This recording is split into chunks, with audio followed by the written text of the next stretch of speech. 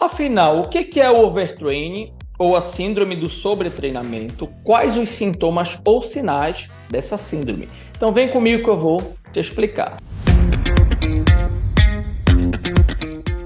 Se você não me conhece, sou o professor Dr. Odilon Abraim, sou profissional de educação física e nessa aula eu vou falar sobre a síndrome do overtraining, também chamada de sobretreinamento, falar do conceito, as características e como fechar um possível diagnóstico.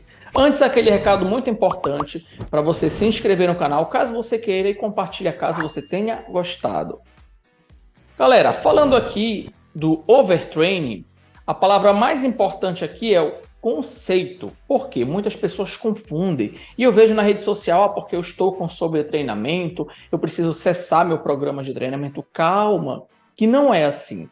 Para você chegar nesse nível, é porque literalmente você não foi monitorado, você não recuperou adequadamente e já fez muita besteira. A síndrome do overtraining, ela tem como característica redução da performance física. O atleta vai reduzir força, potência, resistência, flexibilidade, acompanhado de um contínuo de fadiga por uma recuperação ineficiente e em muitas situações tem alterações psicossomáticas, transtorno aí de ansiedade, depressão, nível de estresse, distúrbio do sono, e ele vai ter que reduzir a intensidade ou volume ou até cessar o seu treinamento e ele vai até ficar desmotivado, querendo abandonar em algumas situações o devido esporte.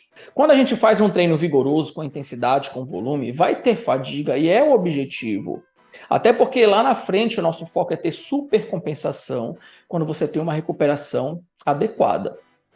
E a gente pode chegar nessa zona limite, que é o overreaching funcional. Funcional porque é o que a gente quer, porque funciona, olha o termo, funcional, que pode perdurar no limite de 2 semanas. Quando você não respeita isso, as variáveis que compõem um programa de treinamento, intensidade, volume, recuperação, você pode chegar no estágio de overreaching não funcional. E aí você vai ser obrigado a reduzir intensidade, volume, ficar atento à recuperação pós-exercício. Só que o cara não cuida, ele continua na sacanagem, na gandaia, achando que é brincadeira. E ele pode sim chegar no estágio de overtraining. E aí, nessa situação, em muitas ocasiões, ele pode cessar o programa de treinamento ou até desistir do esporte. Lógico que a gente tem que entender que o único fator não vai aumentar de maneira isolada a predisposição para o overtraining. É um conjunto de fatores. Aqui eu estou elencando os principais. O aumento da carga de treino. E essa carga, eu falo que é intensidade, que é volume, que é frequência de treinamento sem a devida recuperação ou recuperação adequada.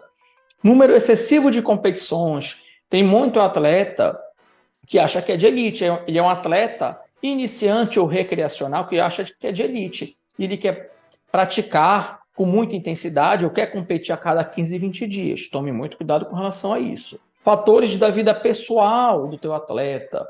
Ele tem uma vida pessoal. Muitas pessoas podem até não acreditar, mas ele tem. Tá? Tem família, tem vida social.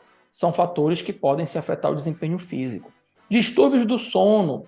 Aquele atleta que tem insônia, apneia do sono, tem um sono muito irregular, com péssima qualidade, é um fator também considerável.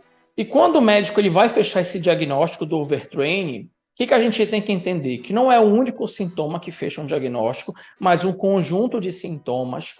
Algumas pessoas podem apresentar mais sintomas, outras menos. Mas, sem dúvida, o principal é a redução da performance do atleta. E quem vai identificar isso é o preparador físico, é o fisiologista, porque ele está ali, no dia a dia com o atleta. Uma outra alteração muito comum é a fadiga. O atleta vai ficar reclamando o tempo todo de fadiga, de cansaço, e é fisiológico.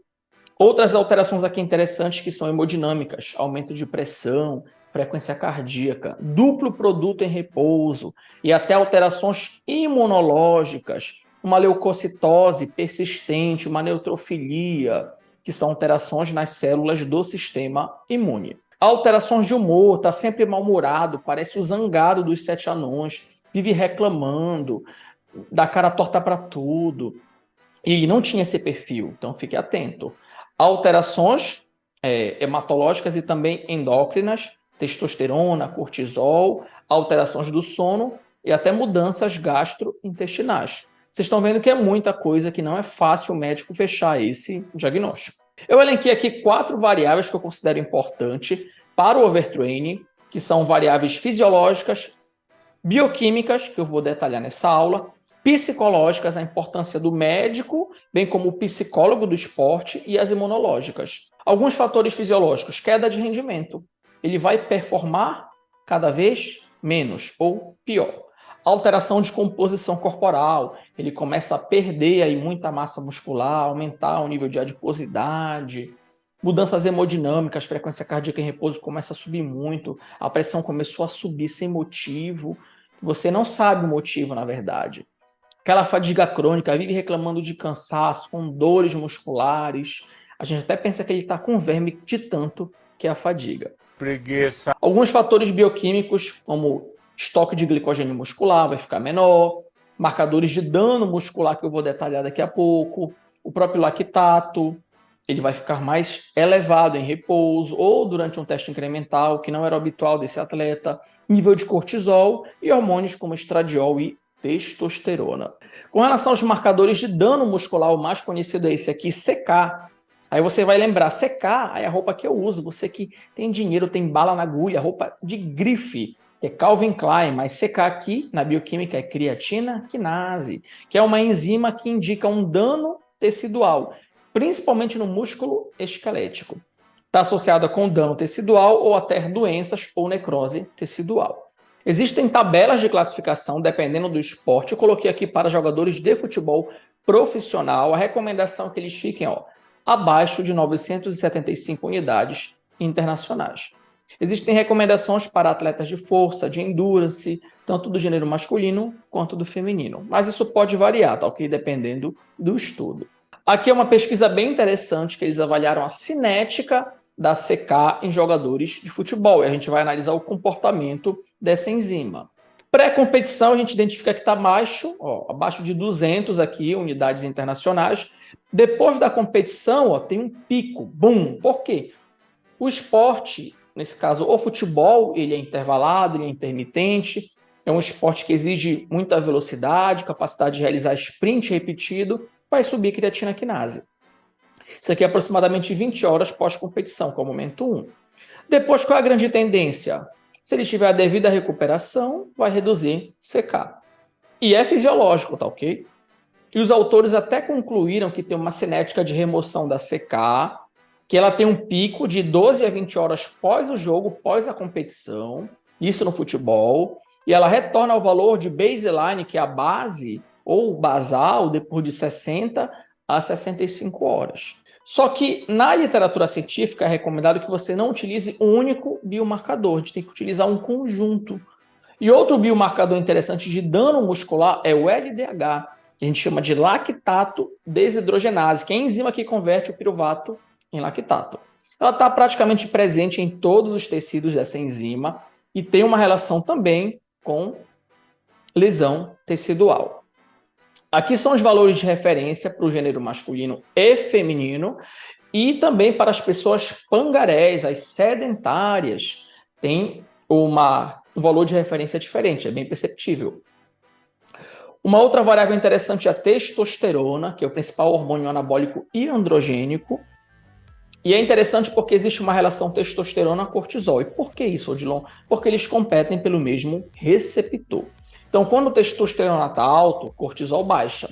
Quando o cortisol sobe muito, testosterona baixa.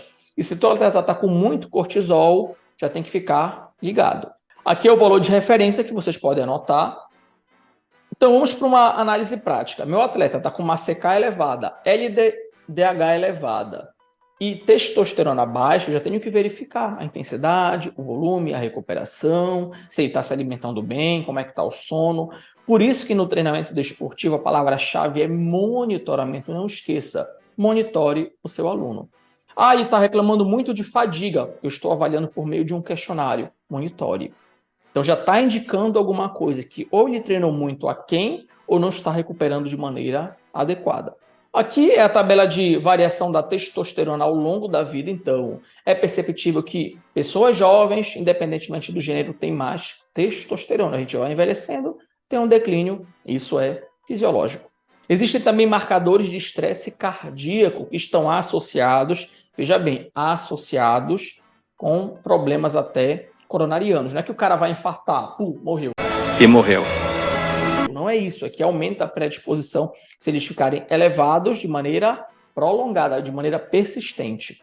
Temos a CKMB, que é a enzima do miocárdio, a troponina cardíaca, bem como os peptídeos natriuréticos. Se todos eles estiverem elevados por um período persistente, algo de errado não está certo.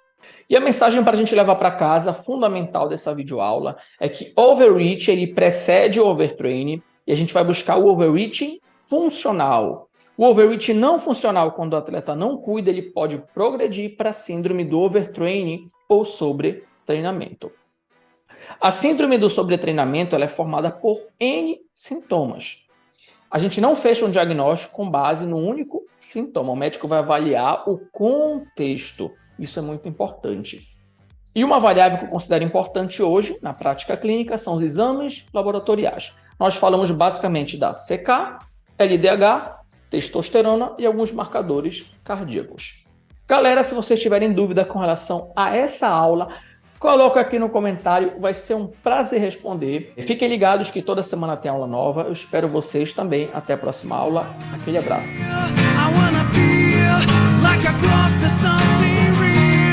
I wanna find something